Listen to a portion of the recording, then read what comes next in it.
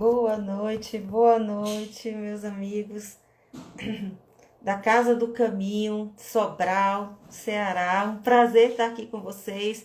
Eu sou Juliana Bender, estamos aqui pela segunda vez este ano. Muito obrigada por estarem me recebendo aqui mais uma vez. Muito obrigada mesmo. Hoje vamos falar sobre videira verdadeira. Vamos ver o que a gente traz sobre esse assunto, né? Boa noite a quem vai entrando. Vamos lá chegando para que a gente possa, então, falar um pouco sobre a videira. Sobre a videira. Boa noite a todos. Vamos lá, vamos chegando. Puxa a cadeira, vamos sentando, que hoje o tema é videira verdadeira. Vamos lá, deixa só, eu acho que tá um pouquinho alto aqui, eu só vou tentar ajustar um pouco a altura, tá? Minutinho só, que eu já, eu acho que agora melhorou um pouco. Boa noite, então, mais uma vez, a todos vocês. Gente, mulher é fogo, né? Nunca tá satisfeita. Sempre tem uma coisa para melhorar. Então, vamos lá. Melhorar sempre tem, né? Então, opa. Eu acho que agora deu mais ou menos. Deixa eu botar você para cá, que aí eu me ajeito melhor. Então, mais uma vez, para quem tá chegando agora, eu sou Juliana Bender. Vamos falar sobre videira verdadeira. Agradeço muito a casa, o acolhimento de vocês. Vamos lá, rogando a Deus a inspiração. Os mentores da casa, peço licença, né, aos mentores para que possam nos auxiliar na condução do trabalho da noite de hoje. Então, nós vamos falar sobre a narrativa de João, no capítulo 15, versículos 1 a 7. João, evangelista, né, vai nos narrar essa passagem de Jesus. Eu trouxe a tradução de Haroldo Dutra Dias. Então vamos lá. Eu sou a videira verdadeira e meu pai é o agricultor. E aí você já fica, né? Uau! Jesus já está arrasando. Eu sou a videira verdadeira e meu pai é o agricultor. Todo ramo em mim que não produz fruto, ele o tira. E todo aquele que produz fruto, ele o limpa, para que produza mais fruto. A poda, né, como a gente conhece das árvores, das plantinhas, mesmo quem cuida planta em casa, sabe que tem que podar de vez em quando. O cabelo a gente precisa cortar um pouquinho, né, para que ele nasça mais forte, mais saudável. Vós já estáis limpos pela palavra que vos tenho falado. Jesus dizendo para os seus discípulos: permanecei em mim e eu em vós. Permanecei em mim, que eu, no caso Jesus dizendo, né, que eu permanecerei em vós. Assim como o ramo, o galho, não pode produzir fruto de si mesmo se não permanece na videira, assim também nenhum de vós, se não permanecerdes em mim. A gente tem a videira, né? Tem os galhinhos. Se cortar o galho, aquele galho cai no chão e ele seca, morre, né? Então, para que ele continue produzindo vida, frutos, é preciso que ele esteja colado, grudado na videira, no ramo completo. Eu sou a videira, vós os ramos. Quem permanece em mim e eu nele, esse produz muito fruto, pois sem mim não pode produzir nada. Se alguém não permanece em mim, é jogado fora como ramo, seca, recolhem-no, lançam-no no fogo e ele queima. Se permanecerdes em mim e as minhas palavras permanecerem em vós, pedireis o que quiserdes e vos acontecerá. Então, olha só, vamos lá, vamos Vamos entendendo tudo aqui. Se permanecerdes em mim, Jesus dizendo, né? E as minhas palavras permanecerem em vós. Olha que são duas coisas, né? Se nós permanecermos nele com fé e as minhas palavras permanecerem em vós, através de quê? Das nossas atitudes, pedireis o que quiserdes, o que você quiser pedir, vos acontecerá. Vai acontecer. Ai, mas tem que pedir direito, hein? Aqui já é outra palestra. Vamos lá. Esse texto vai tratar do nosso relacionamento com Deus. Que tipo de relacionamento nós temos com Deus? Que tipo de compreensão nós temos de Deus? Na verdade, da profundidade do nosso relacionamento com Deus. Ou seja, que tipo de relacionamento você tem com Deus? Em que profundidade de relacionamento você tem com Deus? Né? Qual é a natureza desse relacionamento com Deus? De pai ou de um Deus punitivo? Que tipo de relacionamento você tem com Deus? Cristo veio exemplificar as leis divinas. Que leis divinas são essas? As leis naturais. Mas ele veio exemplificar. Por que exemplificar? Né? Ou ele veio mostrar? Ele, mais do que mostrar, ele veio exemplificar. Porque no livro dos Espíritos, olha só o que diz vamos abrir aqui, a questão 614. O que se deve entender por lei natural? Né? As leis divinas são as leis naturais. A lei natural é a lei de Deus. É a única verdadeira para a felicidade do homem. Indica-lhe o que deve fazer ou deixar de fazer. E ele só é infeliz quando dela se afasta. Então, nós só somos infelizes quando nos afastamos da lei divina, que é a lei natural, que é o que Cristo veio exemplificar. Então, quando Cristo pega o exemplo de uma videira, né? Porque ele pegou o exemplo de uma árvore. Uma árvore, né?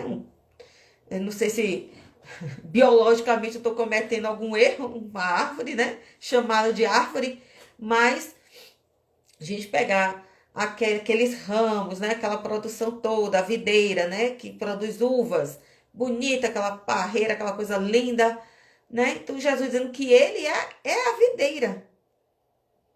Então, por que ele faz essa comparação com algo natural? Porque todo elemento natural tem um ensinamento, contém a lei divina. Se nós observássemos a natureza em absoluto, todos os seus detalhes, nós poderíamos tirar muitas lições dela. Muitas lições. Poderíamos e podemos. É só observar e tirar. É só observar e fazer. E continuando. É eterna, questão 615. É eterna a lei de Deus? Eterna e imutável como o próprio Deus. Se ele criou a lei, a criou imutável, já que Deus é perfeito, criou sua lei com seus atributos perfeitos. E assim, a gente tem, então, esse conceito. A lei divina é a lei natural. A lei natural foi criada por Deus. Jesus veio dizer que ele é um desses elementos. Como é que a gente entende isso? E lá no livro bíblico de Gênesis, quem aí já estudou Gênesis? Pois é, todo mundo conhece, na verdade, né? O capítulo 1 sobre a criação da terra. Como é que tem lá, né?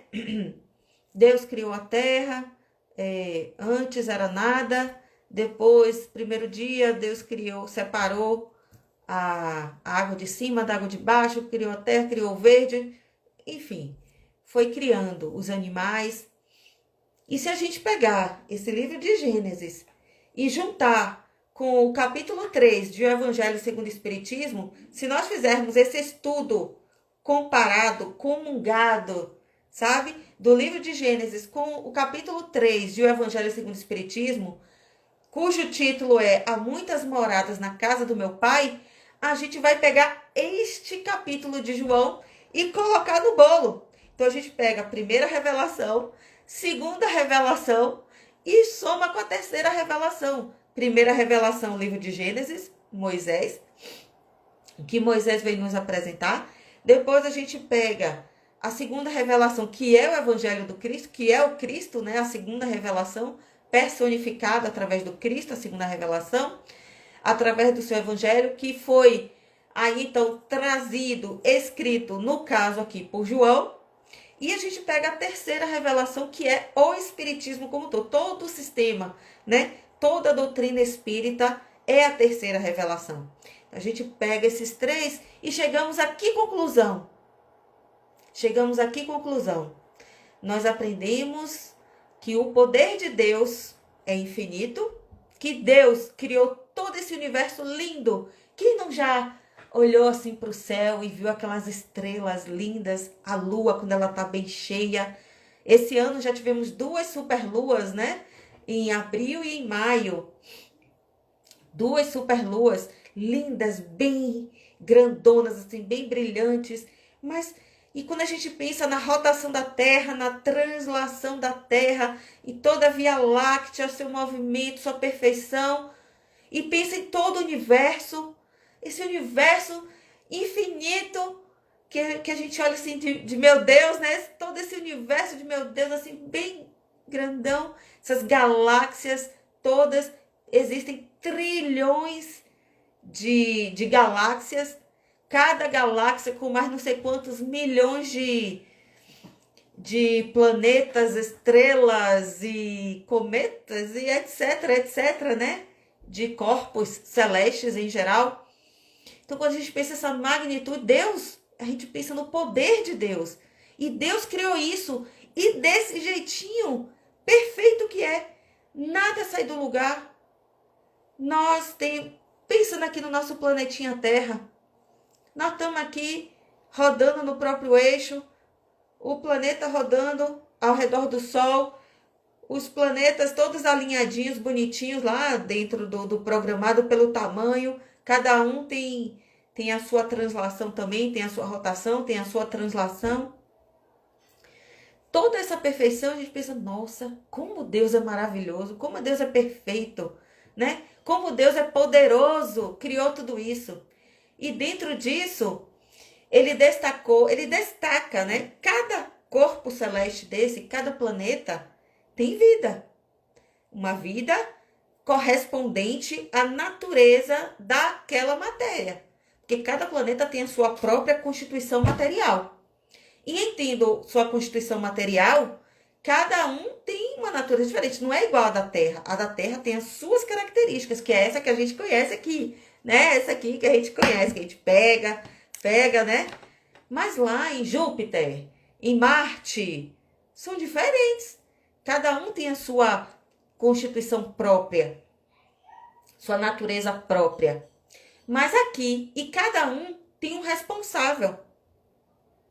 No nosso caso aqui da Terra, quem é o nosso responsável? Jesus. Jesus é o nosso governador. Papai do céu virou para Jesus e fez assim, ó. Ó, meu filho, vou te dar aqui um projeto, vou te dar aqui uma missão e você vai cumprir. Quando a gente estuda sobre as categorias de espíritos, nós vimos que os espíritos crísticos, que é a categoria que Jesus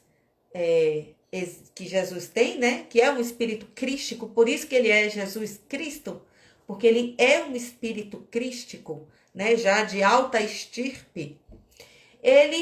Quando ele é destacado para cuidar da terra. Aí Deus fez assim, ó, toma aqui um pedacinho do sol e vai lá fazer esse planetinha, vai ficar sob sua responsabilidade.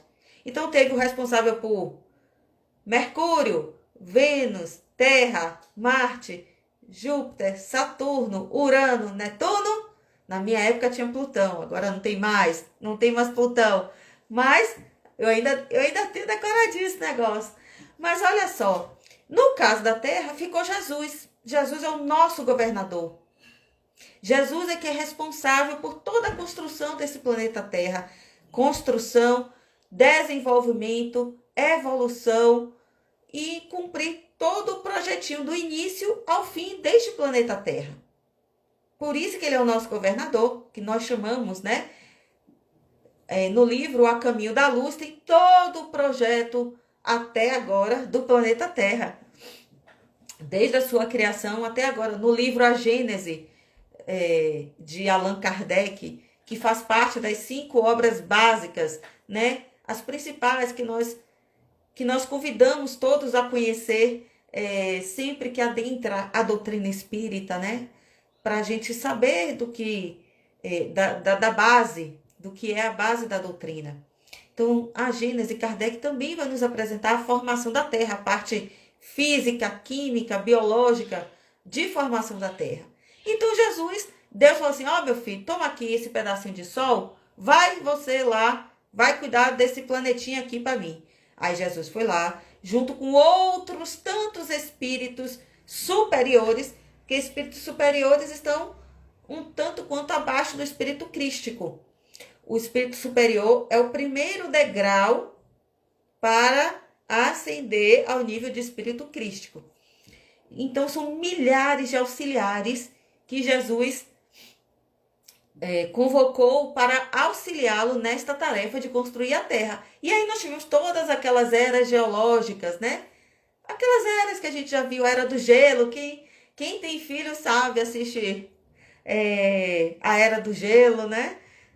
A era dos dinossauros, a pré-história, tudo isso faz parte do processo de construção da Terra. No livro A Gênesis, a gente tem quando se formou o primeiro, separou as águas, que criou os continentes, depois que separou os continentes, e depois criou primeira vegetação, depois criou o homem, né? E os animais, depois o homem. E assim a gente conhece, tem a história bíblica e tem a história material, vamos chamar assim, a história científica, né? Científica material, vamos chamar assim. Então, quando a gente observa tudo isso, diz, então Jesus é o nosso governador. Só que aí como é que ele vai ensinar isso para aquele pessoal da época dele, que não sabia de planetas?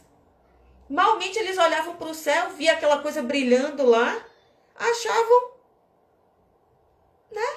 Era muito rudimentar. Até tinham os filósofos gregos, os estudiosos na Grécia, nos babilônios, nos assírios, né? Ainda tinham os astrônomos que estudavam assim o universo, estudavam o céu, estudavam o movimento das estrelas. Mas ainda era muito rudimentar e eram pouquíssimas pessoas. E aquele conhecimento não era compartilhado, né? Não era assim. A maioria, principalmente aqueles que estavam escutando Cristo, só conhecia aquela terrinha que eles plantavam ali. Conheciam de uva, conheciam de batata, né? Conheciam de, sei lá o que mais, figo, né? Conheciam de azeite, né? Da azeitona. Enfim, conheciam essas coisas. Mas, assim, astronomia, né? Não tinha conhecimento. E aí Jesus, para conversar com eles, usou da alegoria. Usou de uma comparação. Então, Jesus está dizendo o quê? Que a terra é uma grande plantação de uva. Uma grande plantação de uva. E mais do que tudo, que Deus é o agricultor. O Pai é o agricultor. E que Ele é a videira. Por que a videira? Aquela que tem raízes, que fincou raízes e que nutre todos os ramos. Como é que a gente entende, né? Como é que a gente vê e enxerga? Deixa eu colocar o tempo aqui. Pronto. Como é que a gente enxerga, né? Uma árvore. A gente vê o tronco, a gente sabe que tem as raízes, dependendo, né, da árvore. As raízes são mais profundas ou menos profundas, mas tem raízes. E nós temos os raminhos. No caso da videira, tem os galinhos. Tem até um desenhozinho que no livro dos espíritos, nos prolegômenos, não assusta com o nome não. É só o início. Deixa eu achar aqui o desenho, meu Deus, eu não deixei separado. Para vocês tentarem visualizar melhor o que é essa videira. Olha aqui que bonitinho. Olha só. Aqui, deixa eu mostrar aqui também. Olha só que bonitinho. Então, esses galinhos, Jesus está dizendo assim, olha, eu sou, né, o que vem direto da terra e que vai nutrir cada um de vocês. E aquele que ficar comigo, que estiver junto comigo, tem vida. E aquele que não estiver comigo, que não guardar a minha palavra, não está comigo. Não está comigo, não tem vida. Paulo, em suas cartas, Paulo de Tarso, né, em suas diversas cartas, ele vai tratar muito sobre o conceito, né, de morto e de vivo. Mas que tipo de conceito é esse? O morto é todo aquele que é voltado apenas para as questões materiais. E vivo é todo aquele que já tem uma espiritualidade desenvolvida, que já é mais devotado às questões espirituais. Que já tem o Cristo, no caso de Paulo, né? Que grande divulgador da doutrina espírita. Da doutrina espírita. Do cristianismo, oh meu pai.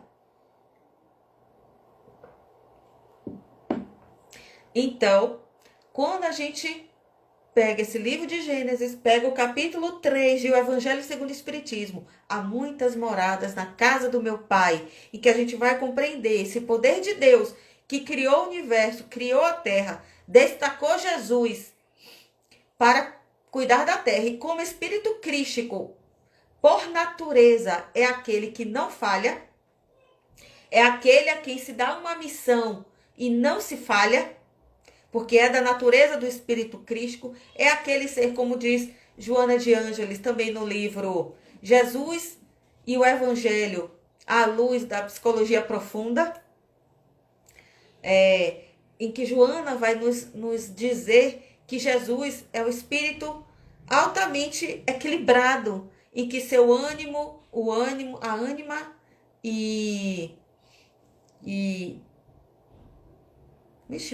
fugiu agora o nome. Enfim, que seus dois lados estão altamente integrados. Ele não pende mais para lado nenhum, nem para o masculino, nem para o feminino.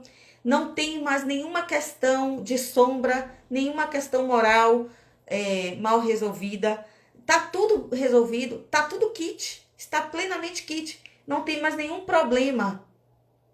Não tem mais nenhum problema psicológico, não tem mais nenhum trauma, não tem mais nada. Então ele consegue transitar, é da natureza dos espíritos crísticos, como Jesus, que aqui na Terra é o mais evoluído que já pisou. É o único que realmente está totalmente integrado, um ser totalmente equilibrado dentro de todas as polaridades, masculino, feminino, etc. Ele consegue e conseguiu de fato, quando ele veio à Terra, ele conseguiu de fato transitar.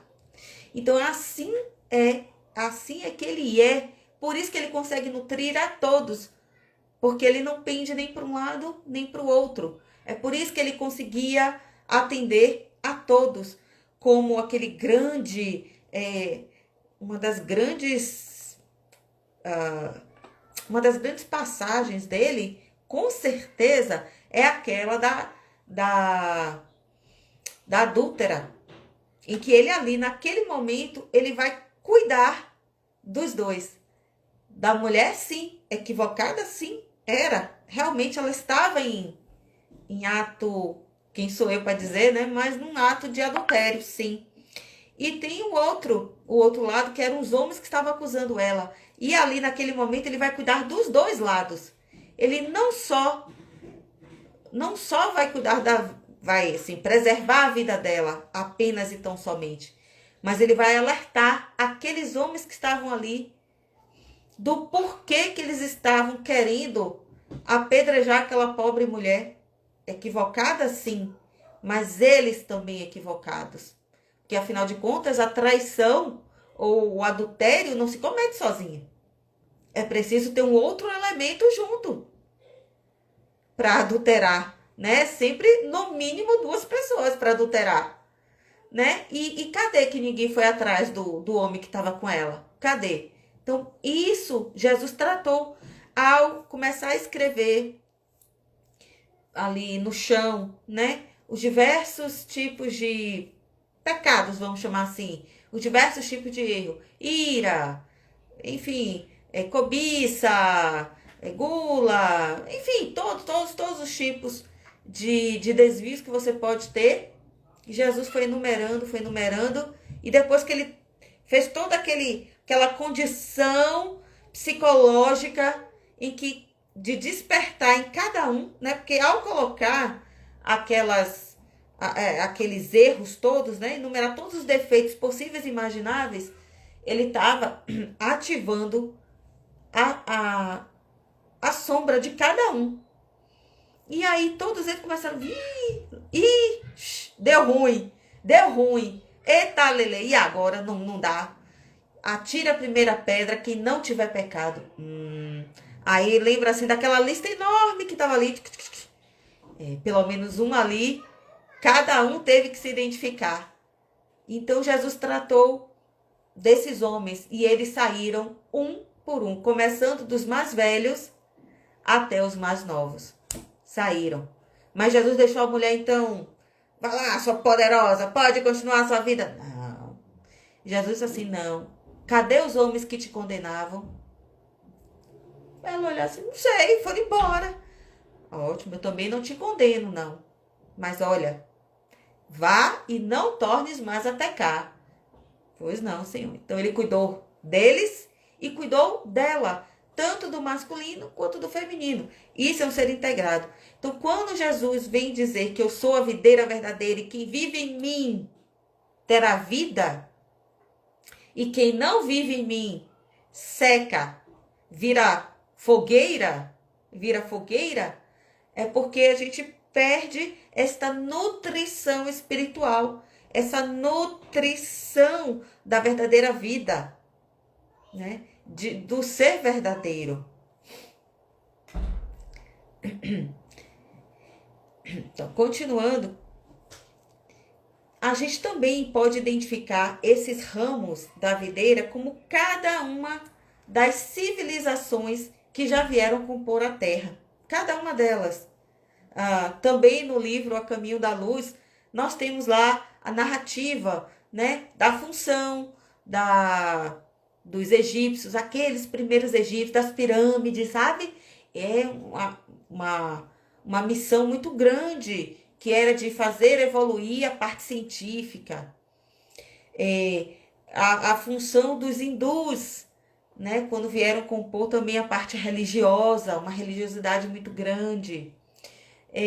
A função dos hebreus, né, que vieram trazer a noção do Deus único, essa grande missão de trazer a noção do Deus único. Então, cada uma dessas civilizações, nós que eu digo, a raça mais atual que ainda está aqui na Terra são os arianos, nós todos, né?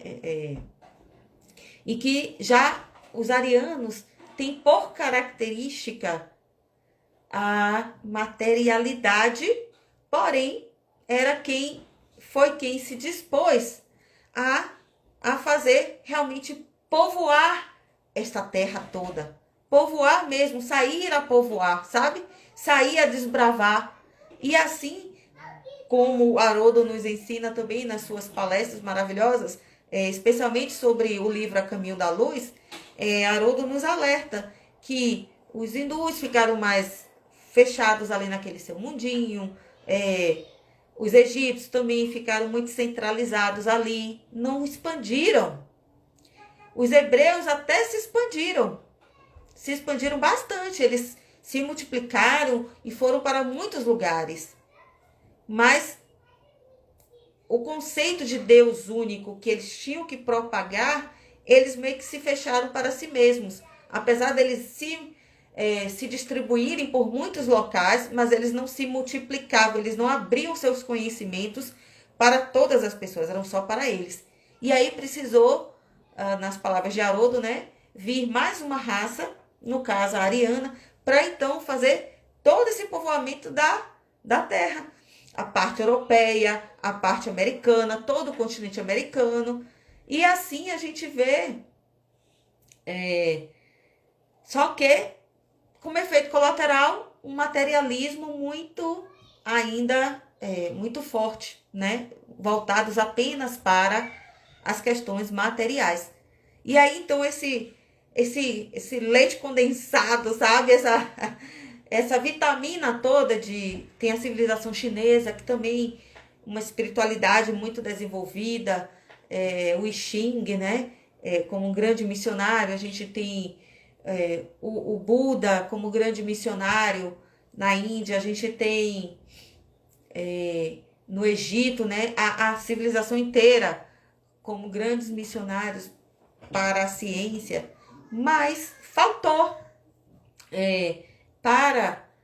faltou assim passar para o outro os seus conhecimentos e nós podermos fazer então uma síntese, né, de uma síntese de religiosidade. Faltou. Então é por isso que a gente vive tudo junto e misturado hoje, né, nesse grande planeta Terra maravilhoso, verde, azul. Quem vê lá da Lua, né, vê azul. Nós aqui com esses verdes lindos, essas matas, essas águas. Então a gente vê que Jesus, quando diz, eu sou a videira e nós somos os ramos, né? Jesus diz que ele é a videira e que nós somos os ramos, nós nos nutrimos disso dele. Nós temos que nos nutrir dessa espiritualidade, nutrir o que é a verdadeira vida, que é a vida do espírito. O que nós somos em essência?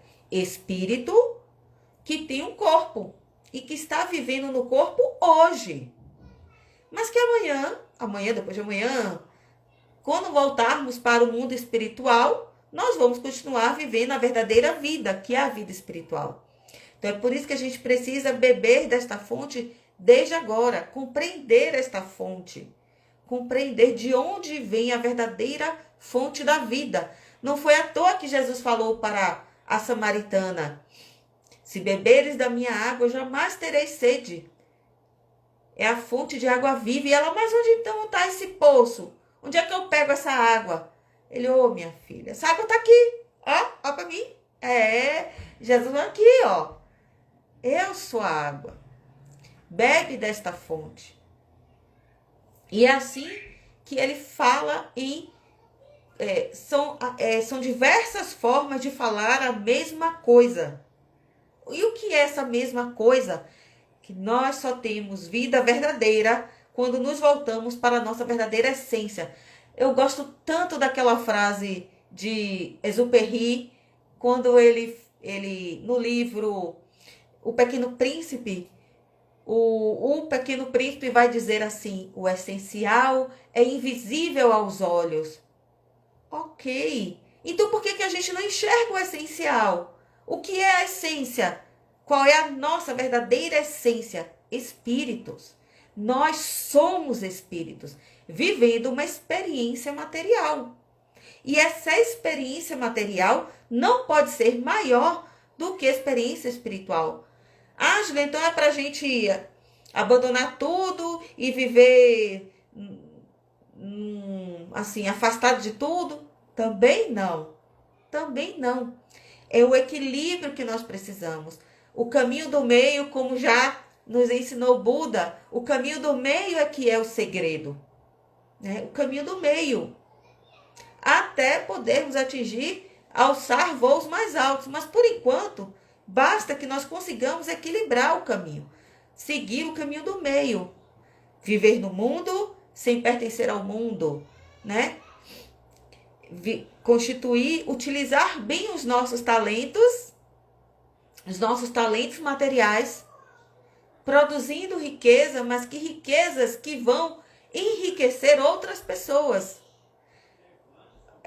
Quem consegue criar indústria que produz utilidades de verdade, não futilidades, mas que produz utilidades, né? E que vão ajudar a evolução do planeta, vai ajudar no tratamento médicos, né? Em tratamentos médicos com bons aparelhos, enfim, etc. Tudo isso a gente tem. A gente tem que beber na fonte espiritual, tem que ter por objetivo a vida espiritual, uma missão espiritual, não é só material. Tudo precisa ter um objetivo bom, um objetivo que nos leve para mais próximo do Pai. Aí que vem quando Jesus conclama que nós estejamos sempre vinculados a Ele, sempre voltados a Ele. Por mais que a gente veja esse mundo materialista, né? Essa coisa doida que tem por aí, mas tem muitos missionários fazendo boas obras e cabe a nós ajudarmos essas obras. Porque todos os ramos, quando as folhas caem, por exemplo, elas viram o quê? Adubo da própria árvore. Então ela mesma se nutre, né? Um auxiliando o outro. Então nós, enquanto aqui no planeta Terra, nós também nos submetemos à lei de cooperação, que é a lei de sociedade. Todos aqueles galinhos da videira, eles se cooperam. Eles se cooperam. Todos se nutrem da base. Mas um auxilia o outro, porque quando você poda aqui, por exemplo, vai conseguir auxiliar que o outro galinho receba mais nutrientes. Por exemplo, não se perca naquele primeiro que pega muita seiva e aí não chega para o que está lá na ponta. Então, quando você poda, e assim a gente vai vivendo essa lei de sociedade, auxiliando-nos uns aos outros na evolução. Com o seu trabalho, o trabalho que você tem hoje. Não precisa abandonar tudo e abrir uma casa de caridade, por exemplo, se ainda não é do seu perfil, se ainda não está no seu padrão, ainda não é assim da sua condição, da sua capacidade. Mas você pode sim, com o seu trabalho hoje, dizer assim, ao sair de manhã para trabalhar: Senhor, que hoje eu possa atender bem todos que vierem até mim, dos meus colegas de trabalho, o meu chefe. Sim, eu vou orar pelo meu chefe hoje, muito fervorosamente, inclusive, para que ele seja muito abençoado, muito inspirado, saber conduzir bem a empresa que nos alimenta, que nos dá trabalho a todos. Quando a gente se coloca compondo todo um sistema em que a gente pensa que somos todos irmãos, pensa, né, que a gente reconhece que somos todos irmãos, filhos do mesmo Pai. Todos estamos no mesmo galho, no mesmo ramo da videira, né? Tem o galho da videira e nós todos somos ramos daquela mesma videira. A gente começa a entender que todos se cooperam, precisam se ajudar para que toda árvore esteja bem nutrida, para que toda árvore esteja frondosa, bonita. Então é assim que, com o nosso trabalho, com a nossa família, sim, dá bom dia para o seu marido, para a sua esposa, mas dá um bom dia feliz. Bom dia! Sabe? E para os seus filhos, e fazer o café da manhã alegre. Se eu tiver Segunda Guerra Mundial, Terceira Guerra Mundial, lá na sala, nos quartos, cadê minha calça? Cadê minha mochila? Cadê tudo? Você é o ramo da videira. Você sabe que você é o ramo da videira. Que você está se nutrindo de Jesus, do que Jesus está lhe ofertando. E assim você vai lembrando com o seu comportamento, com as suas escolhas de paz, com a sua escolha de não permanecer, não dar continuidade àquele clima, você vai auxiliando o trabalho do Cristo de ser um ramo da videira que dá bons frutos. Que dá bons frutos. Porque como ramo, todo ramo dá uma frutinha. Folhas e frutinhas. E aquela frutinha precisa ser doce. Se ela não for doce, o que é que acontece? No livro de Isaías, estudando, né, a gente vai achando as coisas. Na verdade, a Bíblia do Peregrino nos remete a tanto texto bíblico. E aí, o Schockel, Luiz Alonso Schockel, ele vai trazer um texto de Isaías, em que Isaías vai narrar assim, ó. Vou cantar em nome do meu amigo um canto de amor para a sua vinha. Meu amigo tinha uma vinha em fértil colina. Cavou-a, tirou-lhe as pedras e plantou boas cepas. Construiu no meio uma torre de guarda e cavou um lagar. Lagar é o tanque onde nessa oficina são espremidos os frutos. E esperou desse uvas boas, porém deu uvas azedas. Ou seja, o dono da vinha plantou, cuidou, fez tudo direitinho, mas as uvas saíram azedas. Pois agora, habitantes de Jerusalém, homens de Judá, por favor, sede juízes entre mim e minha vinha. O que mais devia eu fazer por minha vinha que eu não tenha feito? Por que, esperando que desse uvas boas, deu uvas azedas? Por que ele está se perguntando? Por quê? Pois agora vos direi o que vou fazer com a minha vinha. Vou tirar o seu muro, que protegia, para que sirva de pasto, ou seja, sem o muro, o gado vai poder invadir e vai comer tudo. Derrubar sua cerca para que a pisoteiem. Vou deixá-la arrasada. Não a podarão nem cavarão. Crescerão sarças e cardos. Proibirei as nuvens que chovam sobre ela. A vinha do Senhor dos Exércitos é a casa de Israel. Sua plantação preferida são os homens de Judá. Deles esperou direito, e aí tendes assassínios, esperou justiça, e aí tendes lamentos. O que Isaías está nos trazendo aqui? Eu não disse o capítulo, né? Capítulo 5, 1 a 7, também, coincidentemente, né? De 1 a 7. O que Isaías está dizendo aqui?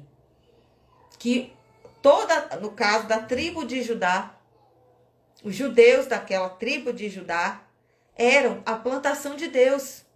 Deus plantou os homens ali e tinha um objetivo. Esperou direitos, ou seja, esperou que ali tivesse justiça. No entanto, o que aconteceu? Os homens se tornaram assassinos, se tornaram choramiguentos, sabe? Não deu coisa muito boa. Não deu coisa muito boa. E aí, só que pela concepção deles à época, né? No caso, Deus se vingaria. Mas Jesus vai dizer o quê? Olha, eu estou aqui como a nutrição de vocês. Ninguém vai destruir nada. Porque eu sou a nutrição de vocês. Eu que sou a base. Eu que sou a base. Mas a vocês cabe se nutrir de mim. A vocês cabe vir beber dessa fonte. A nós, no caso, cabe beber dessa fonte do Cristo. A nós cabe nos voltarmos sempre para Deus, para Jesus, para a espiritualidade superior. Sempre questionar antes de fazer qualquer coisa. Meu Deus, minha família está tão estranha. Não tá legal, tá tendo briga todo dia. Meu Deus, o que eu faço?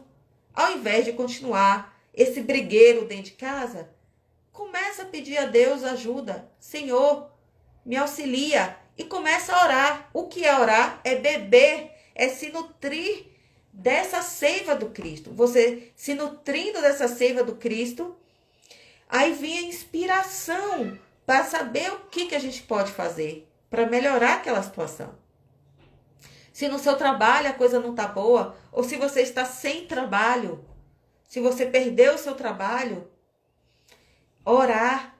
A oração é a nutrição que a gente precisa. É através da oração que nós estamos conectados, nós estamos com nossos galhos vinculados à videira, que é Jesus. Então, com esse vínculo, através da oração, a gente pede assim orientação. Senhor, o que eu faço? Como eu faço para resolver este problema? E melhor ainda, antes de fazer qualquer coisa, pedir orientação. Senhor, o que eu faço? Será que eu vou pela esquerda ou pela direita? Claro que Deus não vai te dizer assim, vá pela direita, siga pela esquerda. Não, mas você vai ter suas inspirações, a inspiração divina vai vir para você conseguir raciocinar, ponderar. Se for pela esquerda, pode acontecer isso, isso e isso. Se eu for pela direita, pode ser assim, assim, assado. Ah, então eu vou escolher tal, ou esquerda ou direita. Cabe a nós isso, essas escolhas. Mas a inspiração vem.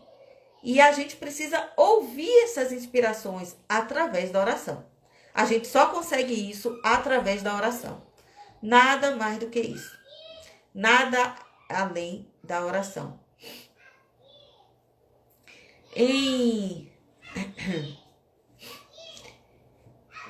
O Schockel, ao comentar o Evangelho de João, ele vai comparar com essa de Isaías, né? Em que ele vai dizer assim, ó, que em Isaías o vinhateiro é Yahvé. Yahvé, bom, não vou entrar nesse método de como se fala o nome, mas ficou estabelecido que a tradução é essa. Yahvé seria Deus. E a vinha é Israel e que o fruto esperado é justiça e direito. Mas Jesus, no Evangelho de João, ele vai substituir o vinhateiro é o pai, né? É um outro conceito, não é só Yahvé, aquele Deus de justiceiro, mas é um pai de justiça e misericórdia, né? E que a videira é Jesus, ou seja, quem cuida de nós é Jesus. E assim, ele muda um pouco o conceito de que, no caso de Isaías, Isaías entendia que a videira seriam as pessoas, nós falíveis. Só que um pouquinho antes de nós, existe o Jesus. Então, Jesus é assim, sim, um espírito crístico que não é fadado a falhas, não por natureza já alcançada, não é dada. Ele alcançou essa natureza de ser infalível nas suas missões. Então, aí sim é um outro conceito. E que aí este sim, Jesus infalível, como o que vem nos nutrir de força, coragem, né? E fé. Aí sim, a gente nós somos os ramos. No caso de Isaías, ele meio que encurtou o caminho. Era Deus direto para os humanos. Para os humanos no sentido de encarnados, né? E João já vai trazer o conceito de que existe um Jesus antes. Que Jesus vem antes. Jesus veio se revelar. Ele era o Messias, né? Ele que é a videira. E nós estamos vinculados a ele. Aí fica... Por isso que se entendia, talvez, né? Possivelmente, um Deus assim tão distante, tão justiceiro, ou com tantas paixões humanas. Mas quando a gente vê Jesus... A humanidade se torna mais palpável, né? Um Deus mais justo, um Deus amoroso. Por isso que Jesus veio personificar, exemplificar o amor de Deus. Jesus veio mostrar o que era o amor de Deus, porque só o que se tentava dizer antes não era muito compreendido. Aí Jesus, não, eu vou lá mostrar a vocês. Vou mostrar lá como é que se faz. Aí Jesus veio e mostrou. Ele foi, né? Ele simplesmente cumpriu. E é por isso que ele também disse que era o caminho, verdade e a vida. É o caminho para a verdadeira vida. É seguir estes passos de Jesus. E então, ao termos Jesus como então esse entreposto, né? Entre Deus e nós, como um mensageiro, como o que nos nutre, né? O que torna mais palpável, né? Mais palpável mesmo, mais real a noção de Deus, toda a lei de justiça, amor e caridade e misericórdia, tudo isso, a gente, então, o que se espera de nós a partir daí é o quê? Amor. E amor mútuo, amor ao próximo. Tanto que Jesus resumiu: amar a Deus sobre todas as coisas e ao próximo como a ti mesmo. E resumiu mais ainda: amar ao próximo como eu te amei. Na verdade, está no passado, mas como eu te amo, né? Essa é a frase de Jesus, na verdade. Como eu vos amo, sempre amei, no caso. Porque desde que o planeta Terra foi construído, foi criado, até hoje Jesus está lá cuidando de cada um de nós. Sempre cuidando de cada um de nós. E assim,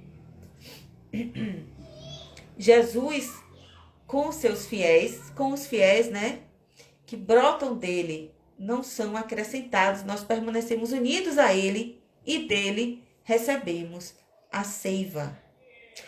Também eu mostrei a vocês aqui mas como chegou mais gente, eu vou mostrar de novo. Aqui nos prolegômenos, né, no início, em que foi os espíritos disseram a Kardec para colocar esse desenho da videira, né, de uma cepa. Aqui, por quê? Por quê? Né? Kardec pergunta, mas por que eu vou botar? Justamente a simbologia, lembrança, primeiro desse evangelho. 2, os espíritos dizem assim, ó, a cepa é o emblema do trabalho do Criador, né? Que Jesus diz que eu sou a videira verdadeira. E aí se acham reunidos todos os princípios materiais que melhor podem representar o corpo e o espírito. Então, numa videira, num cacho de uvas, né, está representado o corpo e o espírito. O corpo é a cepa, aquela matéria, né? Aqueles galinhos com as folhas, as frutas, a cepa, né? Aquele raminho. O corpo é o galho. O espírito é o licor. Quando você bota a uva na boca, que ela sai aquele caldinho, isso é o espírito, tá lá dentro, né? Tá lá dentro. A gente não vê, só sente quando bota na boca ou quando espreme e sai aquele suco, né? Aquele líquido. Então, o espírito é esse líquido. E a alma, ou espírito encarnado, no caso, é ligada à matéria, é o bago. Então, a alma encarnada, ou seria o perispírito, é o bago. Aquilo que sobra quando está esmagadinho. Mas o líquido aqui é importante para nós. O líquido é o espírito. O bago, aquilo que fica esmagadinho, a alma encarnada, é o espírito ligado à matéria. E a cepa é só matéria. Quando você tira o líquido, fica só aquela coisa sem vida. Sem vida. Então, o espírito é que sobrevive, né? O espírito é que volta para a pátria espiritual. Lembrando que na questão 88, Kardec na pergunta se os espíritos têm forma determinada, limitada. E aí os espíritos respondem assim: para vós, não. Para nós, sim. O espírito, se você quiser entender, um clarão, uma chama, uma centelha etérea, um fogo, né? Uma chama. E Kardec continua, mas essa chama tem cor? Olha o que os espíritos respondem para Kardec. Ela tem uma coloração que para vós vai de colorido escuro e opaco a uma cor brilhante, qual a do rubi, conforme o espírito é mais ou menos puro. Então os espíritos estão dizendo que a Kardec que o espírito pode ter a cor de rubi. Qual é a cor do suco de uva? Vermelho, né? Aquele vermelho uva, né? É um tom de uva assim bem forte. A gente chama de vermelho, mas, né? É um tom de uva. É um roxo, né? Tem uva verde, mas a gente pegando a uva roxa, né? Tem aquele tom mais arroxoado, um tom de rubi. O líquido, dependendo se ele tá mais forte, mais fraco, né? Depende do tom da fruta, né? Do tom da uva. Então, que tipo de tonalidade você tem? Que tipo de tonalidade, que tipo de suco você oferece para para aqueles que encontram com você no meio do caminho?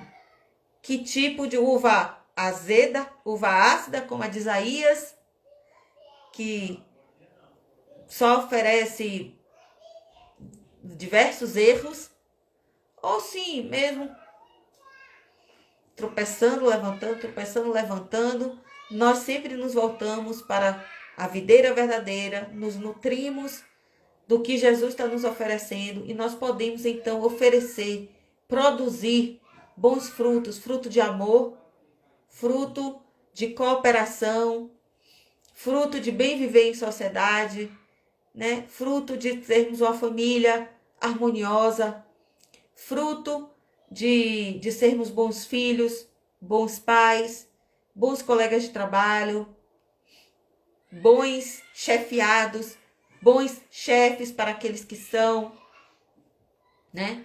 Que tipo de uva, que tipo de líquido você oferece? Qual é a base da sua nutrição? Qual é a base da sua nutrição? Então, que nós possamos ficar com essa mensagem da noite de hoje e sempre lembrando que a nutrição é através da oração. É ali que a gente bebe da fonte, através da oração. Aquela oração que você se reserva no seu quarto, fecha a porta e conversa com Deus. Conversa. Senhor, como eu posso resolver tal coisa? Como eu posso resolver tal outra? Me inspira, me guia, me ilumina, que vai acontecer. Vai acontecer. Então, meus amigos, um prazer estar aqui com vocês mais uma vez. Sinto-me muito honrada em falar com a Casa do Caminho, Sobral. Muito obrigada pelo convite. Obrigada a todos que nos assistiram. Obrigada a todos que irá nos assistir depois. Convido a conhecer também o meu canal, a Juliana Bender, que nós fazemos estudos diversos, sempre estudos espíritas, todas as noites, às 21h30. Então, podem ir lá no meu canal, que vocês vão achar, tem no YouTube, no Facebook e no Instagram. Muito obrigada, querida Sandra. Muito obrigada a todos. Tchau, tchau. Até uma próxima, se Deus quiser. Tchau, pessoal. Boa noite.